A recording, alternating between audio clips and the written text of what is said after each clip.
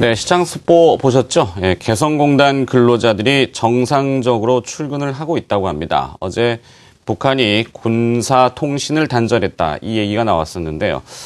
아직도 개성공단은 좀 별 반응이 없는 그런 평온한 모습이 있다, 이런 속보가 나왔군요. 참고해 보시기 바라겠습니다. 자, 이번에 색다른 전략을 짜보도록 하죠. 한국투자증권 이프렌드 에어팀의 장용혁 팀장 나와 있습니다. 안녕하십니까? 네, 안녕하세요. 자, 뭐 요즘 수급 환율 많이 보시는 것 같은데 오늘 네. 수급부터 먼저 한번 체크해 볼까요? 네, 뭐 요즘 시장 쉽지 않죠. 연속성이 없어가지고 뭐 조금 먹었다가 뭐 바로 뱉어내고 이런 상황이 계속 연속적으로 나오고 있습니다. 조금만 기다려 보시죠. 우선 수급 얘기서부터 한번 가보도록 하겠습니다. 제가 지난주에 가장 강조했었던 부분이 환율입니다. 이번 주 월요일 날 반등이 괜찮게 나왔죠. 그날 환율이 어땠나요? 큰 폭으로 빠졌죠. 환율이 키를 잡고 있다는 부분은 계속적으로 말씀을 드립니다. 수급서부터 한번 볼 텐데요. 우리가 가장 객관적으로 얻을 수 있는 데이터가 수급 아니겠습니까? 시장 분석할 때 뭐 누구의 손을 거치지 않고 가장 객관적으로 볼 수 있는 지표라는 얘기입니다. 수급표서부터 한번 보시죠. 뭘 느끼십니까? 지금 현물 부분에서 보게 되면은 뭐 여전히 파는구나 라는 부분은 보실 거고요. 뭐 규모 자체가 그렇게 뚜렷하게 줄어들고 있지 않기 때문에 뭐 부담스럽다라는 부분은 동감하실 겁니다. 반면에 기관 투자자들이 조금 막아내려는 시도를 하고 있구나라는 부분이 눈에 보이실 거고요. 기관 매수 부분을 좀 자세히 열어놓고 보면 연기금이 본격적으로 시장 빠진 거 2,000포인트를 하회하기 시작한 게 3월 11일서부터입니다. 그럼 그 흐름 이후서부터만 제가 누적을 해봤더니 외국인들은 2조 9천억 팔았더라고요. 선물 계약수가 16,000 계약 정도 매도했습니다. 누가 봐도 하방 포지션이죠. 기관들은 1조 6천억 정도 매수했습니다. 선물 계약수도 17,000 계약 정도 매수 포지션입니다. 누가 봐도 방어 포지션이죠. 하락 포지션을 갖고 있는 외국인들 쪽에서 최근에 월요일날 4,900계약 가까이 한번 들어왔고 전일 시장에서 4,800계약 정도 들어왔습니다. 일부 환매수가 껴 있을 겁니다. 하방 포지션을 두껍게 가지고 있었던 외국인들이 슬슬 하방 포지션을 정리하기 시작했다라고 볼 수 있는 대목이거든요. 이 부분에서 점수를 좀 줘도 될 것 같습니다. 기관 매수 부분에 좀 자세히 뜯어보면은 연기금이 한 6,800억 정도 되고요. 국가지방이 6,400억 정도 됩니다. 이 중에서 40% 정도가 비차익 매수로 들어갔습니다. 받아내려는 노력을 했다라고 볼 수 있는데요. 외국인들 왜 파는지는 아시죠? $1 부분이 부담스러웠고 뭐 뱅가드 어쩌고 저쩌고 얘기 많이 들으셨을 겁니다. 어차피 나갈 물건들 나가고 있는 거거든요. 막아주고자 하는 기관의 매수분이 매도물보다 크지 못하기 때문에 빠지고 있는 상황입니다. 매도물 사이즈가 조금 줄어들어야 될 것 같은데 그렇기 때문에 $1 환율이 중요하다. $1 환율이 밀려줘야 된다라는 쪽으로 말씀 계속 드리는 거죠. 프로그램 표부터 한번 보도록 하겠습니다. 최근 시장 보시면은 코스닥 지수가 거래소보다 약하죠.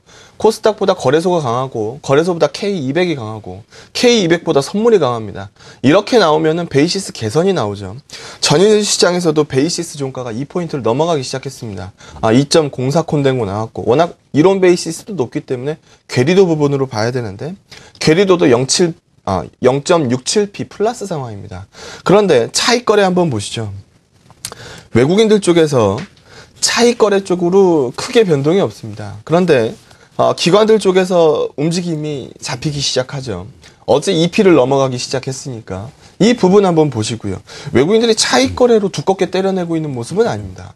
비차익 쪽을 한번 보시면 두껍게 때려낸 쪽은 오히려 비차익이었는데 최근 들어서 월요일서부터 비차익 사이즈를 한번 보시면 과거보다 상당히 얇아졌습니다. 매수로 반전되는 모습도 보이고요. 이런 부분들 감안해서 본다라고 했을 때 기대감일 수는 있겠습니다만 외국인들의 매도 피크가 지나가고 있는 거 아니냐. 여기서 $1만 밀려주면 딱 좋겠다라는 느낌을 계속 받고 있는 거죠. 연기금 쪽, 뭐 국가 지방 쪽 공격적으로 비차익 들어왔으면 비차익이 뭡니까? 시장 최상단 종목, 시가총액 최상단 종목들 바스켓으로 사는 거 바스켓으로 사고 파는 거 아니겠습니까? 시장 상단부 종목들에 대해서 어느 정도 긍정적으로 기관들의 수급이 유입되기 시작했다. 외국인들의 매도 피크만 지나간다라고 하면은 어느 정도 시장이 안정을 띌 수도 있겠구나. $1 하락을 조금 더 기다려 봐야 되는 상황인 것 같습니다. 네. 자, 수급을 먼저 풀어봤습니다. 최근에 요즘 시장 평가를 보면은 미국의 증시는 더 오르고자 하는데 유럽이 딴지를 걷는다. 이렇게 표현이 나오더군요. S&P 500 지수는 사상 최고가에 다시 바짝 근접을 하고 있습니다. 유럽의 삐거덕거림은 역시 유로화의 약세를 나타낼 것이고 유로화의 약세는 달러의 강세일 겁니다. 달러는 2년 8개월 만에 최고치 나온다고 하던데요. 네. 우리 환율엔 또 어떤 영향을 주고 있습니까? 네. 우리 원달러가 달러 인덱스를 만지면 얼마나 좋겠습니까? 그런데 그렇지 못하죠. 반대입니다. 원달러가 종속 변수죠. 달러 인덱스부터 한번 보시죠. 전일 시장에서 물론 진돗개 하나 해프닝도 있었고, 움직임이 있었습니다. 그런데 어제 원달러가 반등 나온 상황에서, 끝이 나버렸거든요. 북한 때문에만 환율이 올랐다라고 보기 어렵다라는 거죠. 달러 인덱스 보시죠. 전일 종가가 이제 83달러가 넘습니다. 83.24달러 정도에서 마무리를 졌는데, 작년에 최고점, 달러 인덱스의 최고점, 우리 코스피의 최저점, 찍었었던 때가 84달러입니다. 지금 83달러 넘어서서 거래되는 거는 상당히 부담스럽죠. 게다가 오늘 그래픽 지표에서도 보셨겠습니다만, 미국 10년물 국채 수익률 가격이 1.85%까지 빠졌습니다. 2% 넘어가던 수치들이거든요. 안전자산으로 평가하는 것들이 최근에 강세라는 겁니다. 이 부분으로 놓고 봤을 때, 상당히 부담스러운 레벨인 거는 맞습니다. 달러 인덱스가 이렇게 강세를 나오게 되면요. 최근 들어서 선진국 증시 강하죠. 이머징이 약합니다. 원자재가도 불리하고요. 원자재가 불리하면서 이머징 불리해지고, 달러가 저렇게 강세를 띠게 되면은 본국으로 달러가 송환되게 되는, 문제가 좀 생기게 되죠. 이런 부분들 감안해서 봤을 때 달러 인덱스를 꺾어낼 수 있는 요인이 필요하거든요. 근데 예전 같지 않습니다. 버냉키 약발이 예전 같지 않은 것 같아요. 우리 확고하다. 우리 연준 잘하고 있다. 라고 얘기를 해도 달러 인덱스가 안 죽더라는 겁니다. 유로화도 마찬가지입니다. 키프로스는 특별한 경우다. 예금에 대해서, 부담금 때리는 거, 이거 일반적인 케이스 아니다. 이렇게 아무리 얘기를 해도 지금, 추가적으로 유로화가 밀려나가고 있습니다. 시장에 의심이 많은 구조인 것 같아요. 일단, 한번 두꺼운, 환율 지표들, 달러 인덱스나 유로화에 대해서 어느 정도 안정되는 시그널을 봐야 우리 원달러가 안정을 찾을 수 있을 것 같고, 그게 있어야 외국인들 수급표가 두꺼워질 거 아닙니까? 그게 있어야 우리 지표, 일봉도, 그래프 일봉도 말아 올릴 수 있는 부분, 이런 쪽의 의견은 계속 드리도록 하겠습니다. 네. 자, 이 글로벌 달러는 언제나 보면 이중성을 좀 많이 띠는 경향이 있습니다. 유로화에 대해서는 강세지만 이 아시아 통화에 대해서 특히 원화에 대해서는 약세를 나타내 주기를 조금 기대해보고 그것이 외국인 수급으로 좋게 풀려지기를 바라는 이야기를 좀 해주셨군요. 자, 이제는 시장 매크로한 얘기, 큰 얘기는 그렇다 치더라도 좀 마이크로하게 좀 펴보도록 하죠. 네. 이럴 때 살아남아야 되는 거 아니겠습니까? 네. 업종 종목 전략 어떻게 잡고 계시죠? 네, 우선 이런 표현을 많이 썼습니다. 2050포인트가 거래소 트리거인 것 같다. 2050포인트 슈팅 때리면 그 다음서부터는 거래소 가볍게 갈 것 같다라는 부분에 대해서 말씀을 드리는데, 차트 한번 보시죠. 2000P에서 2050포인트 사이의 이 저항권에 대해서 넘어서려는 시도를 해야 될 것으로 보여집니다. 제가 밑에다 추세선을 그어놨죠. 추세선 자체는 나쁘지 않습니다. 추세선 자체가 나쁘지 않고, 여러 번 두드리는, 저항선 가격을 여러 번 두드리는 거는 결국은 뚫고 올라간다는 얘기예요. 그럴 가능성이 높다라는 얘기입니다. 기대감이 여전하다라는 거죠. 최근에 보여준 월요일 모습도 그렇고, 어제 모습도 그렇고, 화요일 모습도 나쁘지 않았습니다.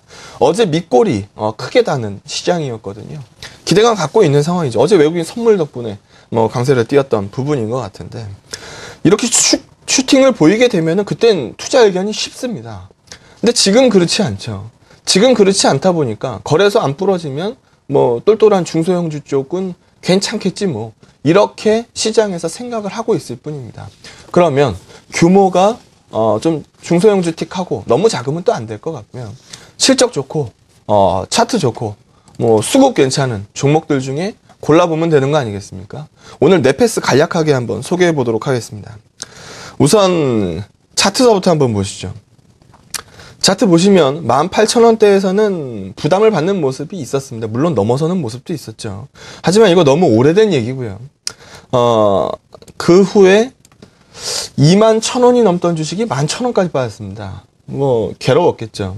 그러고 나서 최근에 반등세를 돌리기 시작을 했는데 뭐 저점서부터는 상당히 많이 돌아섰습니다. 하지만 선 하나 그어놓은 부분을 놓고 보시면 이때 제외하고 나머지 부분들 보면 여러 번 부딪히는 자리였어요. 최근에 돌파에 대한 시도를 여러 번 시도했습니다만 성공하지 못했습니다. 최근 며칠 동안 월요일, 화요일, 수요일 움직이기 시작합니다. 양봉으로 움직이기 시작했어요. 수급도 한번 보시죠. 외국인들은 지속적으로 매입 구조고요. 투신들이 돌아서기 시작했습니다. 계속 팔고 있었죠. 연기금이 사기 시작했고요. 은행, 보험 이런 쪽들은 강세 쪽입니다. 그러면 차트하고 수급은 오케이라는 거 아니겠습니까? 실적 부분 2분기서부터 좋아집니다. 본격적으로 좋아진다는 표현을 써도 될 것 같아요. 최근에 핸드폰 AP 칩 보시면은 이제 싱글 코어가 아니죠. 이제 듀얼 코어를 넘어 쿼드 코어를 넘어 이제 옥타 코어가 나옵니다. AP 칩 8개 들어가는 겁니다. 이게 늘어나게 되면은 넷패스는 당연히 실적이 좋아지죠. 그 터치 패널도 마찬가지입니다.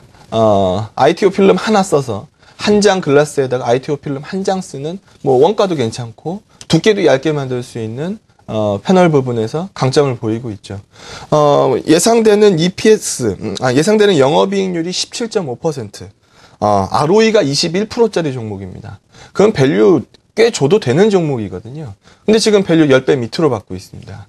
그러면은 싸게 거래되고 있고, 그러면 실적, 뭐 저밸류, 차트, 수급 모두 다 맞아 떨어지니까 긍정적인 시각에서 한번 봐도 좋을 것 같은 중소형주 넷패스까지 한번 소개해봤습니다.